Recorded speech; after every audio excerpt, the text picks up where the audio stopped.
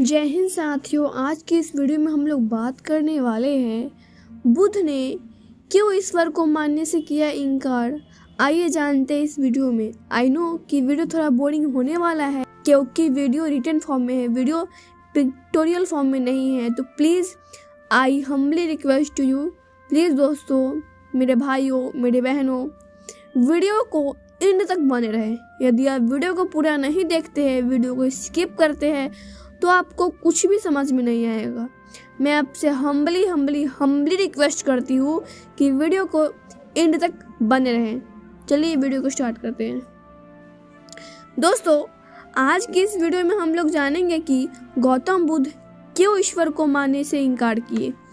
दोस्तों, आपके दिमाग में भी कभी न कभी यह सवाल जरूर आया होगा कि ईश्वर है या नहीं। तो चलिए जानते हैं आज की इस वीडियो के माध्यम से बुद्ध ने क्यों कहा कि ईश्वर नहीं है। दोस्तों, गौतम बुद्ध अपने जीवन काल में अपने प्रवचनों से मानव जीवन में क्रांति लाई थी और हम जानते भी हैं कि गौतम बुद्ध की बातों में जीवन जीने की कला की चाबी छुपी हुई है। उनके जीवन में घटित हुई घटनाओं से बहुत कुछ सीखने को मिलता है। ऐसे ही एक घटना के बारे में आज हम बताने वाले हैं। गौतम बुद्ध के समय में एक सवाल उनसे अक्सर पूछा जाता था कि ईश्वर है या नहीं, और हर बार बुद्ध एक अलग जवाब देते थे। ईश्वर के बारे में पूछा गया यह सवाल आज भी पहेली है और बुद्ध के समय में भी पहेली थी। लोग ने यह सवाल कई बार बुद्ध से पूछा, लेकिन बुद्ध कभी इसका सही जवाब नहीं दिए।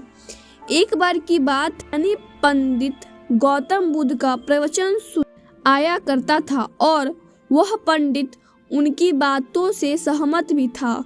वह मानता था कि गौतम बुद्ध एक ज्ञानी पुरुष है। एक बार बुद्ध ध्यान की मुद्रा में बैठे हुए थे और वह व्यक्ति उनके पास गया और उनसे पूछा कि बुद्ध, कृपया आप मुझे बताएं कि ईश्वर है या नहीं।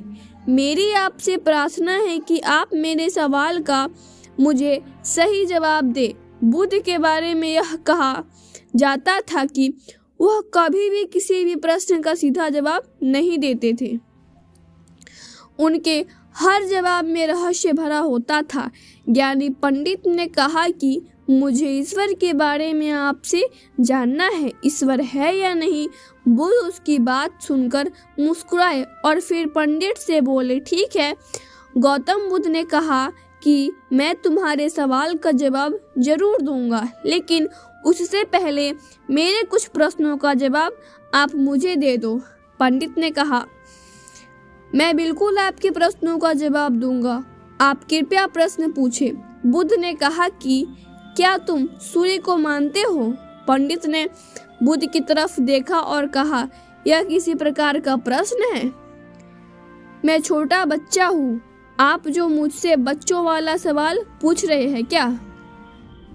सूर्य तो साक्षात प्रकट होते हैं और पूरी दुनिया को रोशनी देते हैं।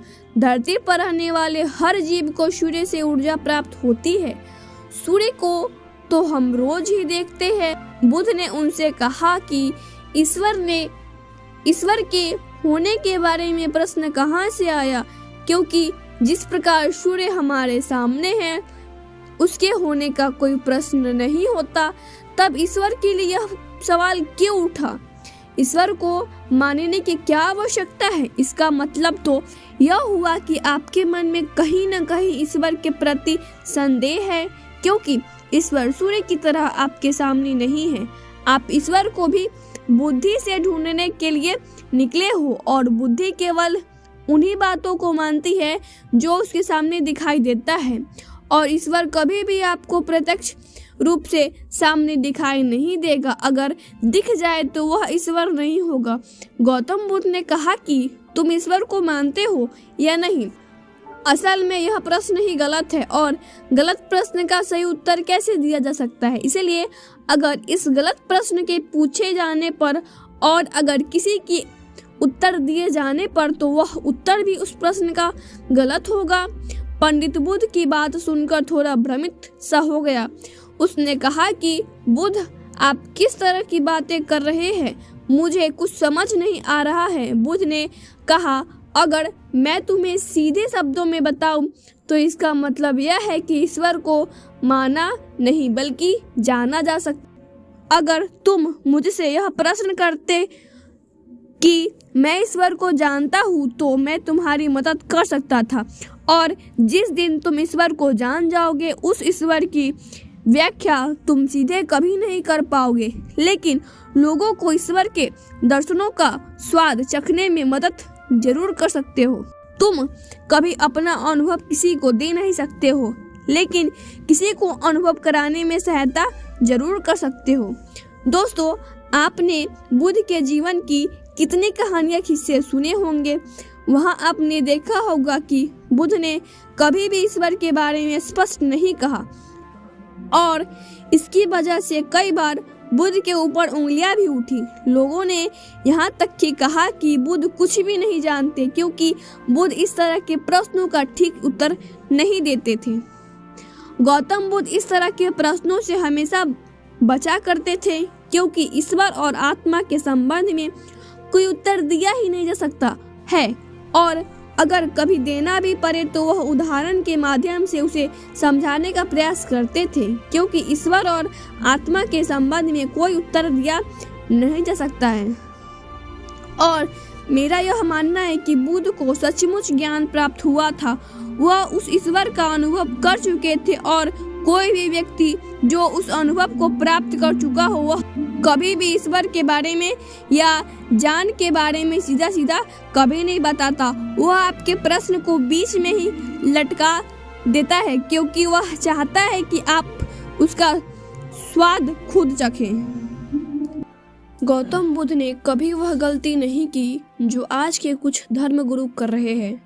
कहने का मतलब है कि जितने भी ज्ञानी पुरुषों ने ईश्वर के बारे में स्पष्टीकरण किया, उनके अनुयायियों ने उनके धर्म गुरुओं द्वारा ईश्वर के बारे में कही हुई बातों को मान लिया और अपने अलग अलग समुदाय बना लिया। फिर क्या हुआ, आप यह देख रहे हैं कि उन गुरुओं द्वारा दी गई प्रामाणिकता के आधार पर आज वह सभी समुदाय एक दूसरे के दुश्मन बने हुए घूम रहे हैं और हथियारों के दम पर यह प्रमाणित करना चाहते हैं कि मेरा गुरु सही है, मेरा ईश्वर सही है। वह लोग यह कहते हैं कि तुम अपने ईश्वर को छोड़ो और हमारे ईश्वर को मानो, क्योंकि हमारा ईश्वर सत्य है। अगर कोई व्यक्ति ईश्वर की सीधी व्याख्या कर देगा तो अज्ञानियों की भीड़ इकट्ठी हो जाएगी, उसकी बातों को मान लो, ईश्वर का अनुभव कभी नहीं करेगी।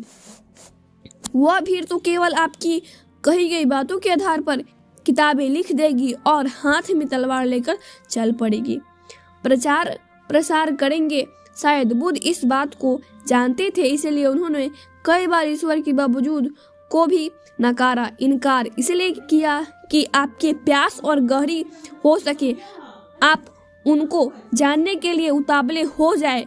अगर बुद्ध ईश्वर के बारे में सीधे सीधे कह दे तो भीड़ आसानी से उनकी बात मान जाएगी। दोस्तों, गौतम बुद्ध की यह कहानी से आपको कई प्रकार की शिक्षा मिली होगी। भगवान को मानना नहीं बल्कि जानना चाहिए और उसका अनुभव लेना चाहिए। तो आई होप कि आपको वीडियो पसंद आया। वीडियो पसंद आया तो वीडियो को लाइक करें, चैनल पे नए हैं तो चैनल को सब्सक्राइब करें, वीडियो को शेयर करें। तब तक के लिए bye bye, tata and see you, take care all.